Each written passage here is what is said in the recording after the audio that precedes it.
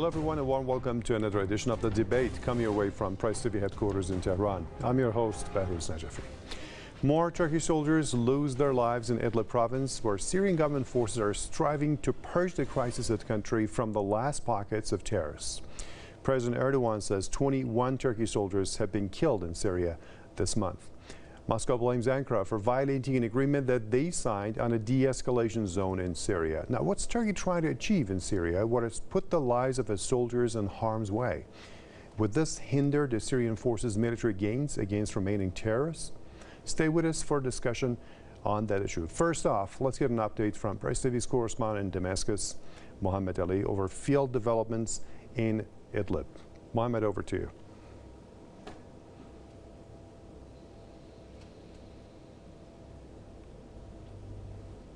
Yes, the Syrian army continues with its military advances. Now, this is for sure. Today, the Syrian army took control of 6 new towns and villages south of Idlib and continues to advance following reports that the Syrian army troops were able to control a very strategic position, a mountain actually called Shahshabo Mountain in Idlib's southern countryside. Now, what is very important to note too is that the Syrian army, regardless of the Turkish threats, continues to advance over there and has said that it is determined to fight both terrorists and their supporters. Here, this is a direct message to Turkey. Now, also on the ground this morning, terrorists, as you know, launched a major attack with the support of Turkey on the Syrian army positions in Saraqib, which is southeast of Idlib. This morning attack was fully repelled by the Syrian army. Then another wave of terrorist attack on the same positions in Saraqib happened in the afternoon, and clashes started happening on the M5 international highway that the Syrian army controlled recently, and thus the Syrian army cut that road before the civilians and passengers for their own safety until the international highway is resecured again and all terrorists are eliminated over there. Now, the Syrian Army Command made it clear that it will not stop its military operations. And if we look at the statements, politically speaking, Syria's permanent representative at the United Nations, Dr. Bashar al-Jafari, said in a UN Security Council session today that some countries are trying to use and turn the UN Security Council into a NATO platform in support of the Turkish aggression on Syria. Russian permanent representative stressed once again that the terrorists in Idlib should be fully eliminated. China also said terrorists should be fully eliminated. So if you look at all the statements and actions on the ground, it seems that it is inevitable that the Syrian army will take control of all of those areas with the support of its allies, of course, Russia and Iran. All right, thank you for that update. Mohammed Ali, our correspondent in Damascus, Syria. Now let me invite our guests. So we have former U.S. Army Psychological Warfare Officer Scott Bennett, who's joining us from San Francisco, and also former anti-terror specialist in the British Army, Charles Shoebridge, out of London. Great to have you, gentlemen. Let's go to Scott in San Francisco. It's reported that Turkish forces and the militants they back have targeted Russian and Syrian aircraft using shoulder-fired missiles. Now, this, of course, has prompted countermeasures by the other side. So what are the chances of further escalation? Well, the chances of escalation depend on Erdogan's level of sanity, which I think is in serious doubt right now because Erdogan has positioned himself as an enemy of Germany, France, Great Britain by the flood of immigrants and refugees that have been pouring into Europe through Turkey, and his attempt to extort the European Union using them as an instrument has blacklisted him among the European leaders, and now he is attacking aggressively like he did before in the shooting down of the Russian plane. Now he's simply trying to replicate that and also include Syrian and Iranian forces. So I think Erdogan is very close to removal or assassination or both, and his military adventurism is, of course, doomed to fail.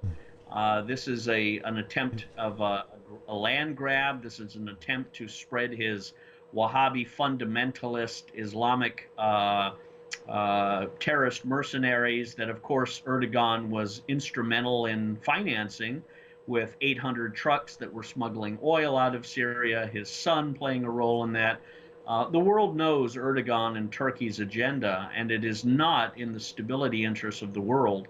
And I think Russian generals and Russian political leaders, as well as American leaders and American personnel who work in the military and the intelligence and the diplomatic sectors, people like Senator Richard Black and Tulsi Gabbard, who is running for president, and intelligence analysts like Scott Ritter, myself, Ray McGovern, many others of us in the American sector all agree that the Iranian, Syrian, and Russian interests and agenda is essentially the American interest and the American agenda, stopping fundamentalist Islamic terrorism, stopping the Zionist expansion and push for war, and removing the U.S. And all other foreign forces from that region so that it can heal and stabilize and cultivate and develop according to its own temperament and culture and tribal and ethnic dimensions. And that may include going back to before the Sykes-Picot Act as well.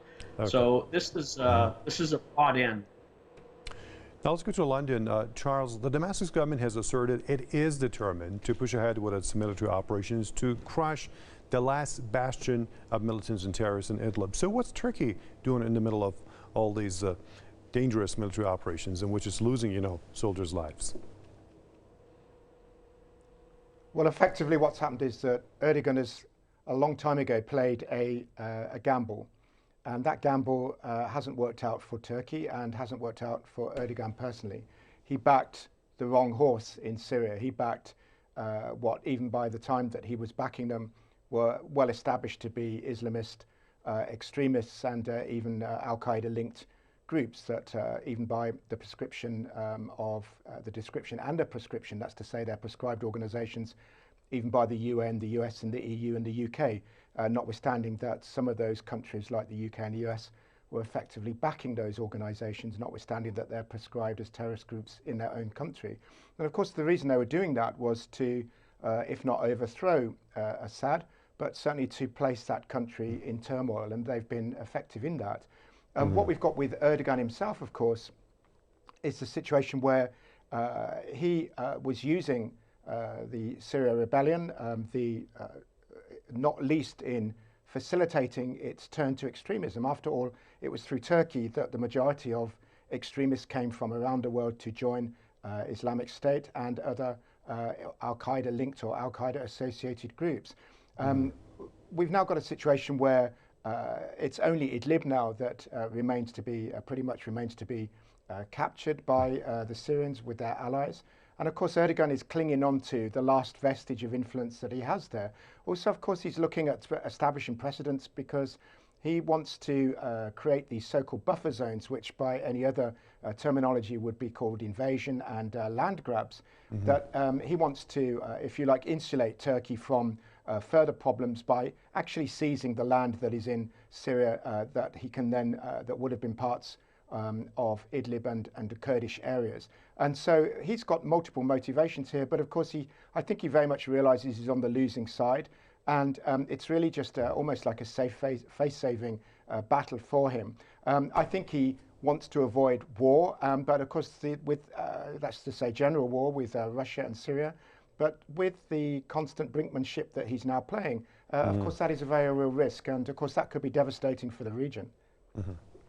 Now, Scott, Ankara agreed with Russia, if you remember, under that Sochi agreement in 2018 to set up de-escalation zones in Idlib, or buffer zones, if you call it. Is this what it has done? No, Turkey has failed to honor its original agreement and its promises, which is a dishonor to both the Turkish people and Erdogan himself. They had promised to set up the de-escalation zones, and they had promised to cease all hostilities. They had promised to cleanse the area of the Islamic terrorists and fundamentalists that had been previously employed, financed, and armed by Turkey, as well as the United States CIA, sending weapons through Libya to Turkey in Operation Timber Sycamore. Erdogan and the Turks had promised to essentially settle the conflict by establishing these zones in which civilians, children, and women would be free to travel, remove themselves, would be given safe havens, a sanctuary, if you will. And this is another indicator of Erdogan's either mental incompetence and slow disintegration and sense of paranoia, or his untrustworthiness and his hypocrisy and really his true agenda, which is not at all inclined to peace, but perhaps inclined in a long war perspective, thinking that somehow Syria and Iran and Russia are going to pack up their bags and leave and give Turkey and Erdogan a sense of a rebirth of the Ottoman Empire. That's never going to happen. In fact, it's going to result in the end of Erdogan, the end of his political rule, possibly civil war and unrest in Turkey, which would be settled by a coup d'etat and a military dictatorship taking over Turkey. So, this is a very interesting time to watch Erdogan's political fall from grace, which I anticipate will be quickening very soon, all because he's played his hand, and he doesn't have the cards to back it up. He is not a friend of Europe. He's not a friend of Russia. He's not a friend of Syria. He's not a friend of Iran. And the Americans and the Israelis certainly don't see him as an advantage or a friend. The Americans were instrumental in the attempted coup and assassination a few years ago, if you remember. Right. Now, Charles, Turkey and Russia blame each other for the loss of their troopers' lives in Idlib. They held talks a short while ago, but the talks didn't get anywhere. What do you think the catch is? Well, the problem is not just, of course, as Scott has mentioned, the intertwining, if you like, of the what was supposed to be unentwined, if you like, as a result of Sochi, was that the Erdogan promised to separate the so-called extremist terrorist-related rebels from the so-called moderates, such as the actually good terrorists, exist, bad terrorists, arguably. Yeah, exactly. And of course, Erdogan signed up to that, and indeed Russia, I think, and because let's not forget, this was Russia and Iranian and Turkish initiative. I think all parties really knew that was going to be impossible, simply because either arguably there are no moderate rebels left in places like Idlib, but also on the battlefield it would be impossible to separate them in a way that one group could be targeted and one not, because they are fighting alongside each other. They are fighting on the same side, whether they're extremists or so-called moderates. The differentiation disappears on the battlefield. And Erdogan knew that, I think, when he agreed to the safe zones, because that was a way of getting his influence, if you like, legitimized by the other two powers, and his physical, if you like, occupation of parts of Syria legitimized. But of course, he's failed, as was eminently predictable, and I think as Russia and Iran probably realized at the time, that he has failed to live up to those promises. And so unless that can happen, it's not just now that you've got the situation that you've got so-called good terrorists, as you would call it, as you just mentioned, good rebels or bad rebels mixed together. You've now got these groups mixed together with the Turkish army itself. And if he continues to do that, then of course, especially when, as has been happening today, those rebels are actually on the offensive, therefore you are going to have Russian airstrikes and heavy firepower being used to support the Syrian army. That's known and understood by all parties. And therefore, you are inevitably going to have Turkish casualties. The very simple question is that, of course, Russia will be putting to Turkey is, why are your troops there? Exactly. And even blaming, you went beyond and blamed them for that and criticized, actually. Now, Scott, let's have your take on this good, moderate, bad terrorist or whatever terrorist. I mean, on what ground is this done? Because, Turkey is fighting some of those militants to say we have border concerns. And then on the other hand, they're sending some of them to, for example, to Libya to fight Haftar's forces there.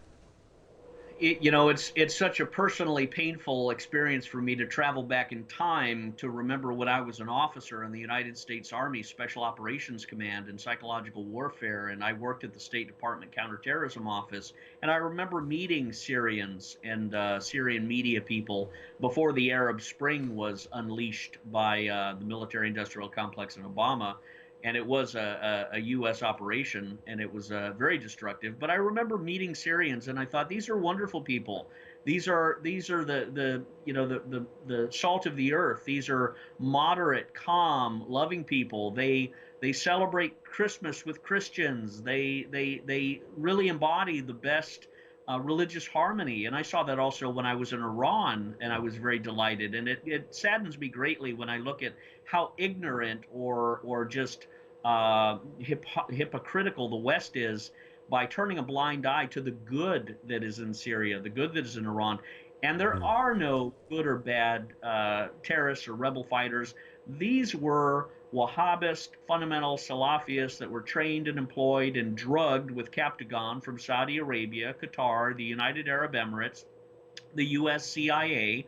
The U.S. CIA under Obama, under Hillary Clinton, financed these men through Union Bank of Switzerland and Swiss banks. That was revealed to me by a whistleblower, Brad Birkenfeld. I also discovered this in working with a colleague of mine, Edward Snowden at Booz Allen Hamilton. So I know all of this like the back of my hand, and I know the history, and that was all of the U.S. destabilization in Libya was an orchestrated operation to also include in the destruction of in Syria. And this was an attempt to take down again 7 countries in 5 years: Libya, Syria, Iraq, Afghanistan, ending with Lebanon and Iran. But I think it's come to a miserable end. It's a failure because the world's not going to tolerate it anymore. But the CIA and the Mossad and the MI6 were instrumental in arming these quote moderate rebels, and there was nothing moderate about them. They raped little girls, they raped little boys, the beheaded boys, they burned people alive. They plucked out the eyes of Jesus and Mary in the statues in the Syrian churches. And Bashar Assad defended Christians. The Russians defended Christians. The Iranians defended Christians. And the Saudi Arabians and the Wahhabists massacred them, and the Turks massacred them. So we see clearly that the best friends Americans could have are those people that defend their lives, and those are the Syrians, the Russians, and the Iranians, and Hezbollah and Lebanon and other areas. It is not the Saudi Arabians. It is not the Turks. And I think America and the world is waking up to that, and it's taking a long time because of the petrodollar shift, the Rothschild international banking industry that the West has been dependent on. We're witnessing major economic political paradigm shifts, and I think this is going to be the last stand of the Western aggression. I think it's going to implode and decay and roll back like a surf wave tide, and Erdogan will be the first to fall. Okay, now we're to London. Charles, one basic question. What's the way out of the situation in Syria?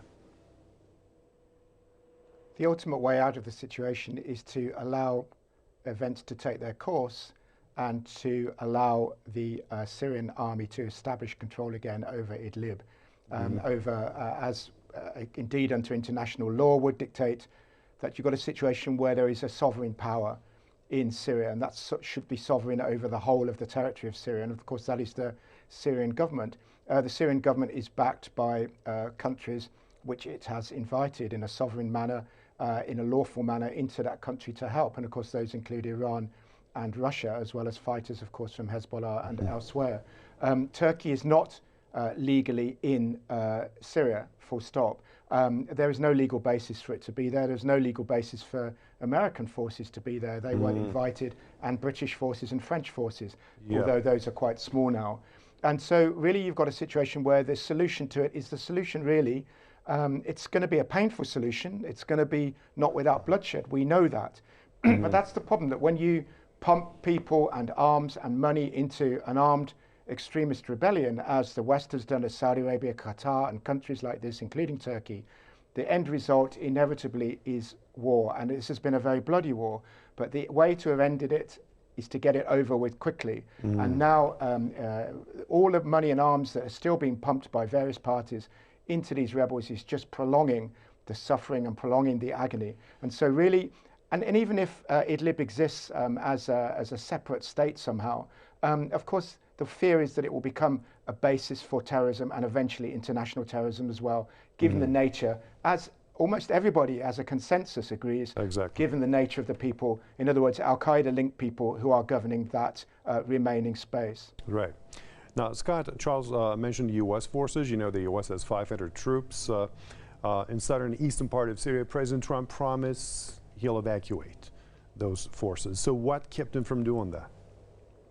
Well, the military-industrial complex and people like Lindsey Graham and John McCain and these neocon Zionists that are obsessed and delusional with war in the Middle East based on a Christian Zionist apocalyptic vision, these are the people that are a major voting bloc of President Trump. So he's had to politically be careful about dealing with that. I anticipate after the 2020 election and Trump wins, he will pull out entirely every U.S. troop from the Middle East, from Afghanistan, from Iraq. I think that is going to happen. I know a lot of we've talked about that since he was elected, but remember, it's been under constant assault with lies and impeachment and the Russia hoax and a major civil war in the American political electorate. So he's been restrained, he's been shackled, and even though it's been disappointing, we have to anticipate that his heart is in the American people's part, and he knows the American people do not want to be in Libya. They do not want to be in Syria. They don't want to be in Iraq. They don't want to be in Iran. They don't want a war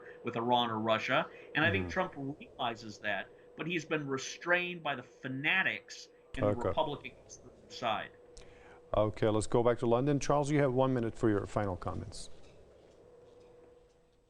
Yes, exactly. I mean, as I said, I'm going to reiterate what I've said, is that we can expect, on the one hand, we can expect the bloodshed to continue. That's the nature of war, the war that has been started by the rebellion, plus then its backing by outside powers. But also there's a real propaganda war here as well. And it's quite extraordinary to see when we see, for example, that children are killed almost on a daily basis in places like Yemen, with British and American bombs dropped by Saudi Arabia. It's barely reported in our Western media. And yet at the moment, all we've got, based not on UN reports, but based on reports of groups like the White Helmets, British-based and British-funded propaganda organizations like this, that our media in the West is absolutely just, on one hand, ignoring what's going on in places like Saudi Arabia, like in Yemen because of Britain's ally Saudi Arabia, and yet is focusing all the time on unverified claims that children and schools and bakeries and so on, hospitals are being targeted by Assad's forces. We must understand we're in the middle of a very deep and almost a very vicious propaganda war, and a lot of that is based on unverified sources. Right. Okay, appreciate your comments and perspective. Former U.S. Army Psychological Warfare Officer Scott Bennett from San Francisco, and former anti-terrorist specialist in the British Army, Charles Shoebridge, who joined us out of London. And that's it for this debate show. Thank you for watching. We'll see you next time.